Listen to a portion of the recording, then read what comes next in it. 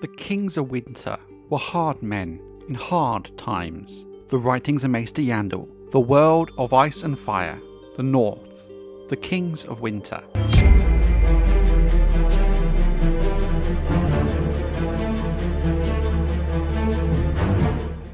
There are countless songs and stories passed down from generation to generation that tell us that the Starks of Winterfell have ruled large portions of the vast lands north beyond the bogs of the Neck for at least 8,000 years, styling themselves as the Kings of Winter and later the Kings in the North. There are some who use these terms interchangeably, but there is a slight difference between the two titles. The Starks styled themselves the Kings of Winter during a time when there were several other northern kingdoms. The title, King in the North, was not used until House Stark became kings of the entirety of the North. Now, depending on the time period being discussed, depends on what title should in theory be used. In the days of the Kings of Winter, the Starks' rule was not an uncontested one. In fact, far from it. There were many wars in which House Stark would expand their rule over the north, and just as many where they were forced to win back lands that had rebelled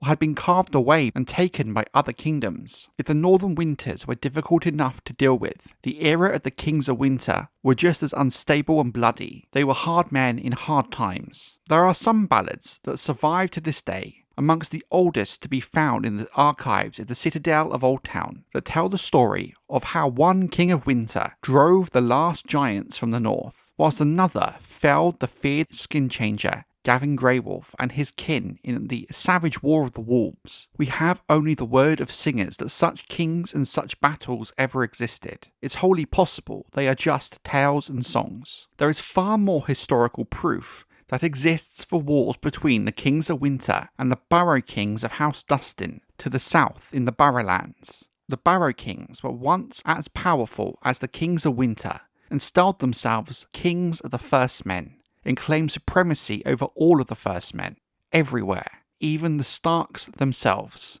The argument is the Barrow Kings were descended from the legendary figure of the First King, who was the first king of the first men. What few runic records still exist suggest the struggle between the Kings of Winter and the Barrow Kings, dubbed the 1,000-Year War by singers, was actually a series of many smaller wars that lasted closer to around 200 years rather than 1,000, ending when the last Barrow King bent his knee to the King of Winter and gave him the hand of his daughter in marriage, thus joining not only House Stark and House Dustin, but the two kingdoms as well, under the rule of the Kings of Winter. Even defeating the Barrow Kings did not yet give Winterfell dominion over all of the north. Many other petty kings remained, ruling over realms great and small, yet it would require thousands of years and many more wars before the last of them was conquered. Yet one by one, the Starks subdued them all, and during these struggles, many proud houses and ancient lines were extinguished forever.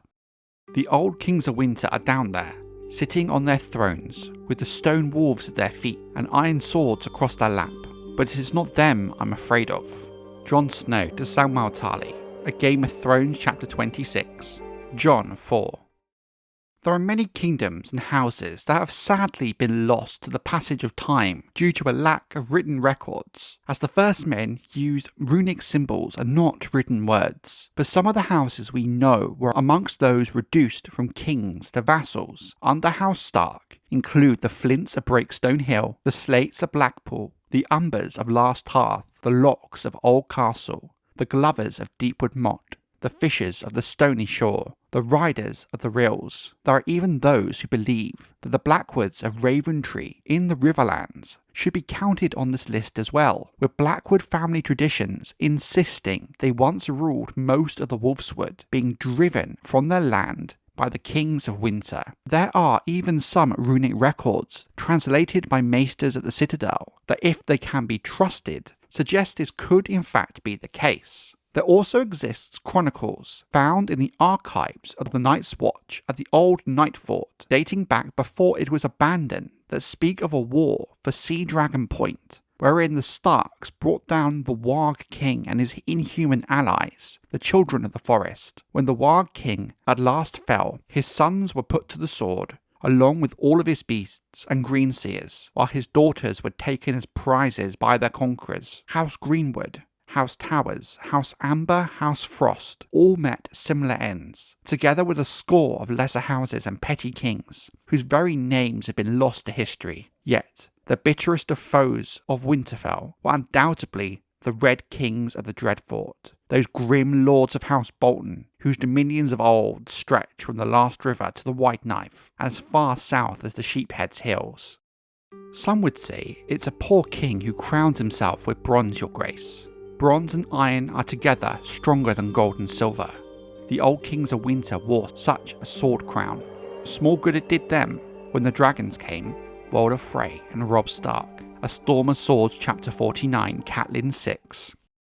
The enmity between the Starks and the Boltons went back to the Long Night itself, and can be argued exists still to a much lesser degree today. It is claimed that the wars between these two ancient families were long and bloody, as both the Kings of Winter and the Red Kings were by far the most powerful kingdoms of the North. Not every war ended in a victory for House Stark, and there was often a back and forth and stalemates. A King Royce II Bolton is said to have taken and burned Winterfell itself, but given how much of the current Winterfell has been built over the old, more ancient elements, means no physical evidence exists at Winterfell. Royce II's descendant, Royce IV Bolton, is remembered by history as Royce Redarm for his habit of plunging his arm into the bellies of captive foes to pull out their entrails with his bare hands. Other Red Kings were reputed to wear cloaks made from the skins of Stark princes they had captured and flayed. Yet in the end, even the Dreadfort fell before the might of Winterfell, and the last Red King, known to history as Rogar the Huntsman, swore fealty to the Kings of Winter and sent his sons to Winterfell as hostages, even as the first Andals were crossing the narrow sea in their longships from Andalos. It's unclear what happened to the original crown of the Kings of Winter, but we do know it was an open circlet of hammered bronze incised with runes of the First Men, surmounted with 9 black iron spikes in the shape of long swords. The Kings of Winter are buried in the crypts of Winterfell, with older kings buried in the deep and darkest lowest levels. Each king's stone statue has an iron sword across its lap and is guarded by a stone direwolf. The servants of the kings are buried in the lich yard next to Winterfell's first keep, while the title the Stark kings would use after unifying the North would be the Kings in the North. The Kings of Winter would sometimes be added into the list of titles and accomplishments that would follow.